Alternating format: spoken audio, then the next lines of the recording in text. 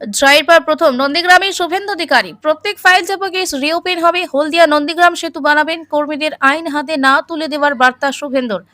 জয়ের পর আজ প্রথম নন্দীগ্রামে গেলেন শুভেন্দু অধিকারী। নন্দীগ্রামে হনুমানজিউর মন্দিরে পুজো দেওয়ার পর নন্দীগ্রামে কেন্দ্রীয় বিজেপি কার্যালয়ে পৌঁছান নন্দীগ্রামে জয়ী বিজেপি প্রার্থী। কয়েক হাজার বিজেপি কর্মী সমর্থক জমায়েত হয়েছেন কেন্দ্রীয় বিজেপি কার্যালয়ে। কর্মী সমর্থকদের শুভেচ্ছা জানান শুভেন্দু অধিকারী। কর্মী সমর্থকেরা ফুলের মালা পরিয়ে শুভেচ্ছা জানান শুভেন্দু অধিকারীকে।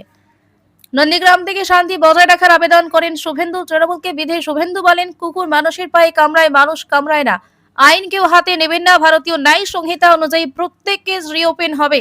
আমরা এমন কাজ করব, 100 বছর বিজেপি থাকবে।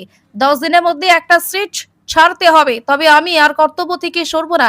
নন্দীগ্রাম হলদিয়ায় সেতু বানিয়ে দেওয়ার ঘোষণা করেন শুভেন্দু। এরপরে হরিপুরে কর্মীদের সঙ্গে দেখা করেন শুভেন্দু অধিকারী। হরিপুর থেকে রিয়াপাড়ার বিজেপি কার্যালয়ে পৌঁছান তিনি। সেখান থেকে কলকাতার উদ্দেশ্যে রওনা দেবেন তিনি, এমনটাই জানান। देखो देखो कौन आया, देखो देखो कौन आया। जय श्री राम, जय जय श्री राम, जय माता काली। चारिदिके खुशिर हावा आनंद संचार। পাল্টেছে এইবার এলো বিজেপি সরকার, পাল্টেছে এইবার এলো বিজেপি সরকার। আপনারা একটু মঞ্চের পেছনে যান, একটু মঞ্চের পেছনে যান। সামনে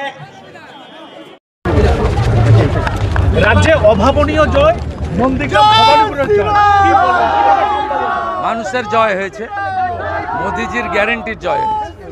দায়িত্ব বাড়লো, কাজ করতে হবে। প্রাক্তন মুখ্যমন্ত্রী এখনো তিনি বলছেন পদত্যাগ করবেন। আমি তো বলবো না। সংবিধানে লেখা আছে, সংবিধান বিশেষজ্ঞ বা রাজ্যপাল ঠিক করবে। আমার সব ব্যাপারে কথা বলার কোনো দরকার নেই।